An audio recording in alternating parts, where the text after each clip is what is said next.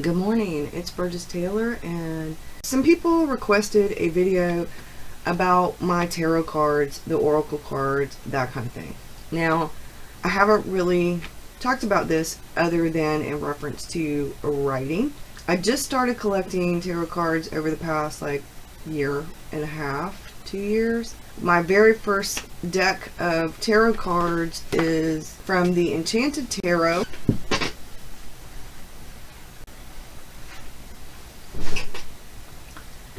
This is the book that goes with it, and these are the cards. And I've had this deck of tarot cards for probably more than 15 years.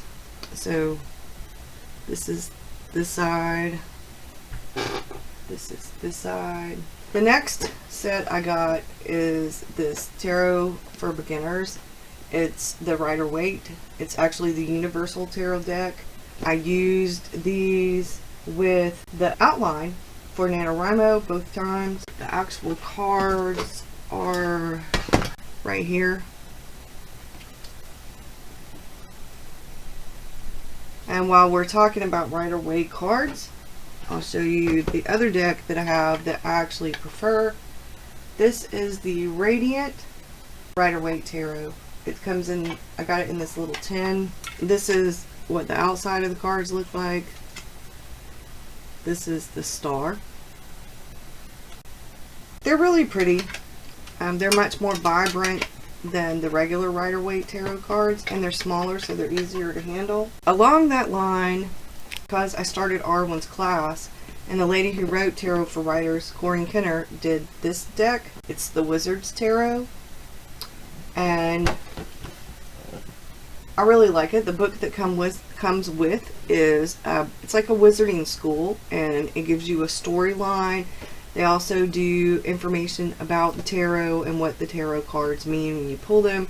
Some of the tarot cards have different names, like you have the Alchemist and you have the Dark Lord and stuff like that. The Dark Lord is supposed to be like the professor, and they're very pretty. This is the Chariot.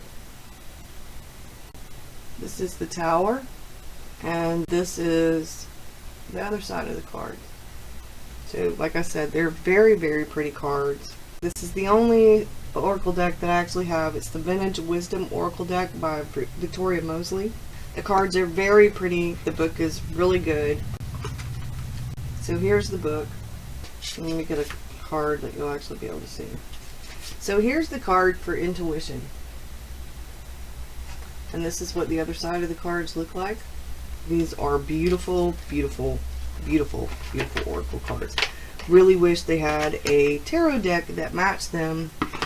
And then R1's supposed to be sending me a Fairy Lenormand tarot deck. Can't wait to get that one. Monty Farber and Amy Zerner, who did the Enchanted Tarot, also made, these are Gifts of the Goddess affirmation cards. And I usually will shuffle the deck and I'll pull a card. Here's what the one side, it has the actual affirmation and a picture, and then it has the information on the other side. So this is, I am free of pain and suffering, the goddess of healing. Use the gift to remember who you really are. Breathe slowly and deeply as you remember that you are a soul moving onward and upward. You are not your name. You are not what you do. You are not your body. Visualize beautiful birds removing your pain and suffering with their golden beaks and flying away to drop them all in the vast ocean. I was doing this daily, and then it was just too much and I stopped. I think I'm going to go back to doing them, but I'm going to do them weekly. I'm going to pull one card that's going to be my affirmation for the week, and that way it'll change up every week. I really like these cards. So along that line, these are by Susan Seddon-Boulay and by Michael Babcock. They are Goddess Knowledge cards, and they have, each card has a different picture of a goddess, and on the back it has the information. This is Tzalcoatl. She's a Toltec Earth Mother, the goddess of carnal love and desire, like Kali in India. Some of the goddesses I've never heard of. Some of the goddesses I have heard of are not in here, but they're beautiful, and I like learning new things, and this is a great way to learn them. And like I said, they're beautiful. So, along that same line, this is the Oracle of the Goddess. It's a book and card set. They have 3 different types of cards. One is the heart, one is the mind, and one is the home. And what you do is you set them up in order. It says as in art. So the purple, the amethyst will go first. The ruby color, the red color would go next, and the turquoise color would go. And you keep the deck separate. And you shuffle the first deck, the purple deck. You pull a card. Then you shuffle the red deck and you pull a card. You ask the same question when you shuffle each card. Last card comes from the turquoise deck. And what that does is that's what she says, your head, your heart, and your home. And you read them, and she has a book that comes with this. I haven't really done a whole lot of this. This is the card. So you can see it's the red one, which is the heart, the turquoise one, which is the home, and the purple or amethyst, which is the head. And each one has like a different goddess and that has information on it. And then it also comes with a book which tells you how to interpret the cards and how to use the cards. And not for nothing, what's in this book is absolutely gorgeous. I love that picture. Okay, so when we're talking about tarot cards, I have a fascination for different unique tarot cards. This is The Hobbit, and the storyline actually is on the cards and in the book, and then they give you like a little bit of information about what's going on in the card, and the card represents what that card actually symbolizes in the tarot deck, in the story. And then after they tell you that part, little part, they tell you what the meaning, the divination meaning for the card is. And these are the supernatural tarot cards. These were handmade. I bought them from Etsy. I think I got these from Hot Topic with a big coupon. The Queen of Cups, the 5 of Swords, 6 of Cups, Justice, that's Dean. Castiel is the Hierophant. The author, the writer, is the World. He ends up being God, so I thought that was pretty cool. And the Knight of Coins is Benny. Looks like Uriel is the Knight of Swords. There's a 2 of Coins. I really love these. I don't use these for divination. I just love them. Yeah, that's it. I just love them. So the last 2 decks that I have are Thoth decks. I think that's how you say it. My friend Maya sent them to me. And they're really cool looking. They're by Aleister Crowley designed these. So like this card means strength. And so this is the back of the card. This is success. So some of these cards are a little bit harder for me to read. This is the Princess of Swords. That one is not so hard to read. But some of the images in the cards of these are a little bit harder for me to read, and I need to study up on these some more and learn what those, like the ones that don't have that are just like symbols, figure out what those mean.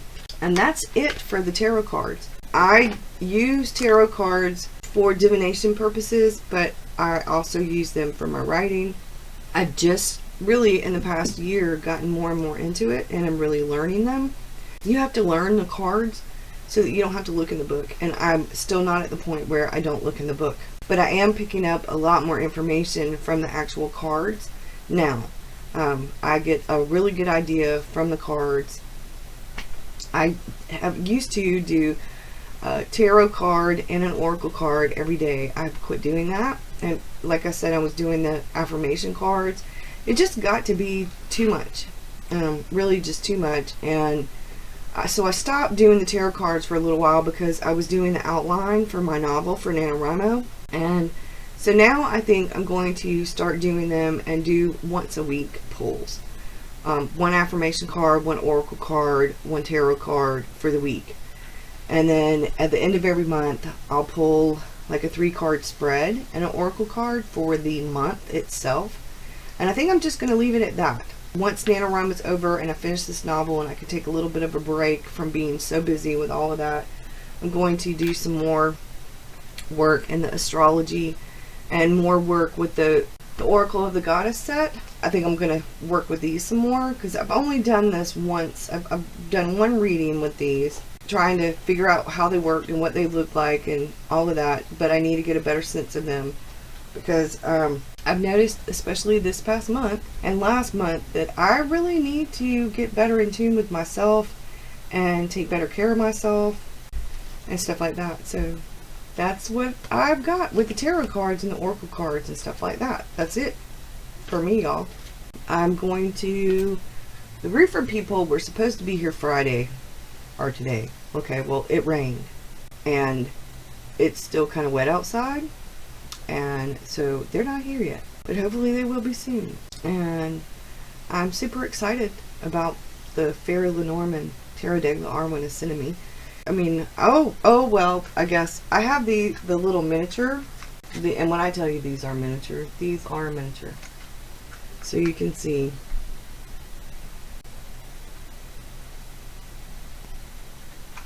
Tiny Tarot is what they're called. And I have them, when April's camp, when I did the Master Leuchtturm NaNoWriMo bullet journal, I had these laid out in the circle for the hero's journey, and these are the cards that I used. You can actually carry these in your purse, and it does come with a little pamphlet in there.